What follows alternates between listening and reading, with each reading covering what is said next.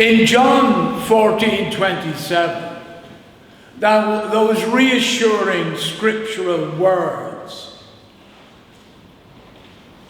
are to reassure the disciples of Jesus, even though he knows he's going to his crucifixion. Even knowing that, he offered the following comforting lines: "Peace I leave with you, my peace I give you. Do not let your hearts be troubled, and do not be afraid." Now, Jesus was going to certain death, and this is as much as he could give his followers, that he could leave with his disciples and followers, so that they would not be fearful and feel isolated without him.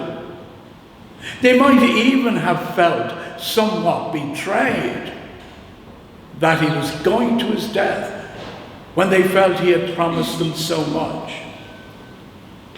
But he was reassuring them that they were to remain calm. He would leave them his peace that would strengthen their hearts through this extremely difficult time that they were now about to enter. He clearly told them not to let their hearts to be filled with anger, not to be distressed, and most importantly, not to be afraid. Which was difficult for them, not to be afraid. Why wouldn't you be afraid, as people were in many parts of this city over the last week, were afraid. It was a big ask, considering he would not walk amongst them again, and that they would have to stand on their own convictions and strength. They would be dependent on the words. The only thing he left them were his words, and that they would have to stand and be strengthened on the back of those words. And we know in many cases that wasn't the situation. Many of them bottled it and betrayed it. Peter, with absolute fear, denied Jesus 3 times, even before he went to his crucifixion. They were beginning to say, well, no, I had nothing to do with him, and I don't care what he told us. And yet that's as much as he could leave us. My peace I leave you. Be calm. Don't be afraid. Follow my teaching.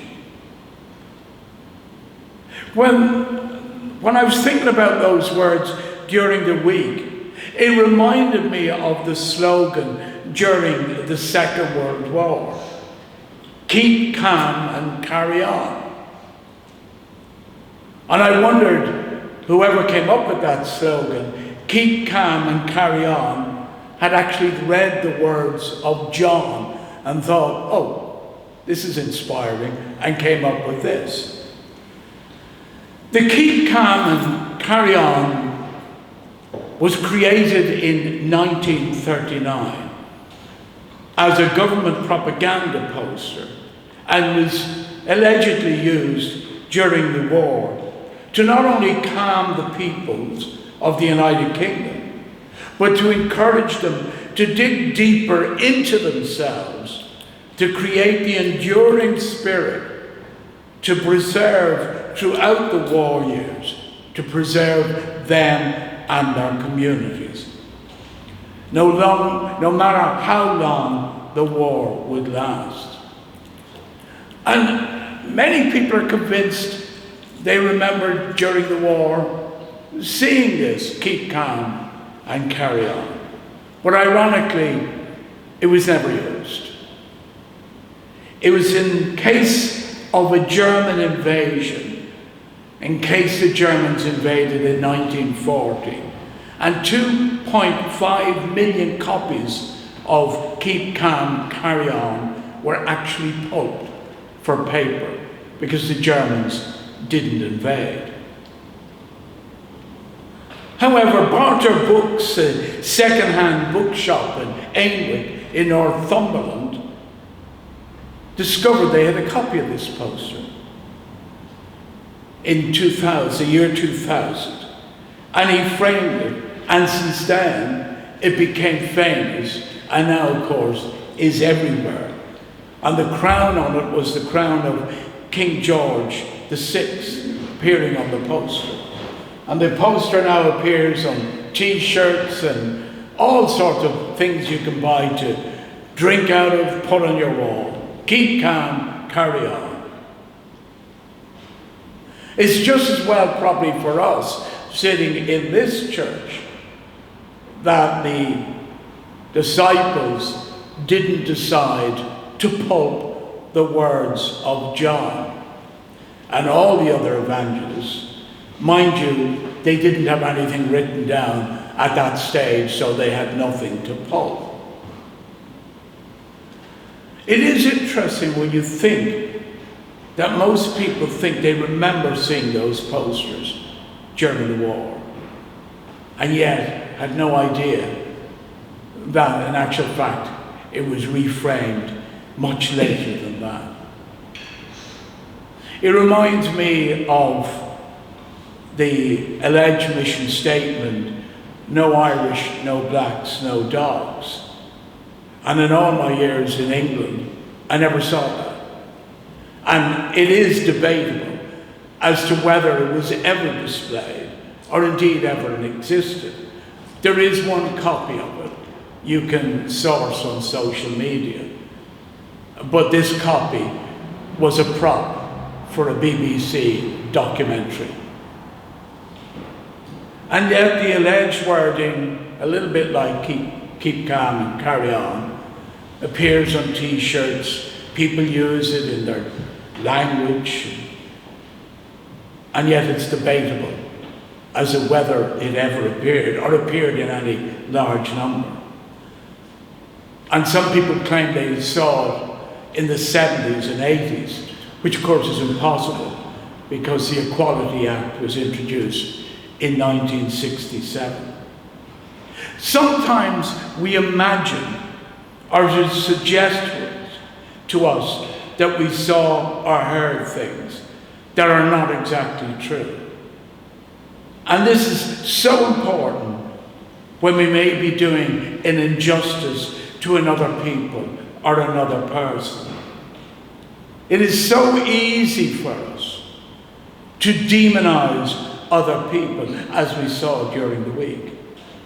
And unfortunately, it happens time and time again, demonizing a whole community or others who we regard as different from us. I always say, because it was said to me one time, remember when you're pointing one finger at someone else in an accusatory manner, you are pointing 3 fingers at yourself. So maybe you need to examine what you're saying, more importantly than accusing someone else of what you imagine they might be saying. Keep calm and carry on. Try to find some equilibrium in your language and behavior with others, no matter how shocking things are. That is what we're being told from John. The peace I leave with you. Do not be afraid. Remember that peace. Remember when you're speaking that peace. It's not an easy ask, but in many cases, an extremely difficult task. Be careful of those who shout the loudest. We know that here from our own recent history. Be careful of those who shout the loudest. Try to listen to calm voices around us. But most importantly for us, for people here in a Christian church, remembering the words of John. Listen to those words. Take them to heart. Embrace them. Remembering that many people are afraid and terrified of a changing world that they seem to imagine changes quicker than they ever expected. They fear the unknown. If ever people needed the words of John, it is now. It is of no value to demonize or brand people by calling them names.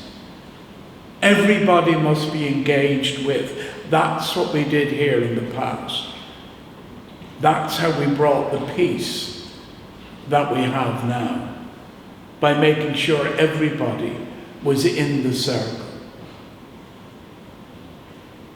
Calling other people names might make us feel good, but it resolves nothing. I know that myself from personal experience.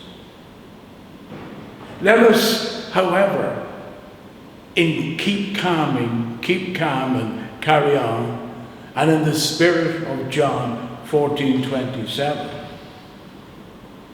Let us sing, which we do here. Sing together. Sing joyfully. Or as Norman reminded us during the week, to sing at home. Roger's pollen of peace. Let us spread the pollen of peace. I actually sang it in bed at 1 o'clock in the morning. Now, please do sing, let us spread the pollen of peace. Even if you do suffer from hay fever, let us spread the pollen of peace. That is, and it's sadly we were to sing that here on Friday night as part of our service, our general synod service. But all that was cancelled, as were many other events cancelled. And yet we will get to sing it together. If we really believe in the words of John, let those words of John, let them become a mantra for us, a mission statement to be repeated to ourselves each day as a prayer, as a blessing. Peace I leave with you, my peace I give you. Do not let your hearts be troubled, and do not be afraid. Amen.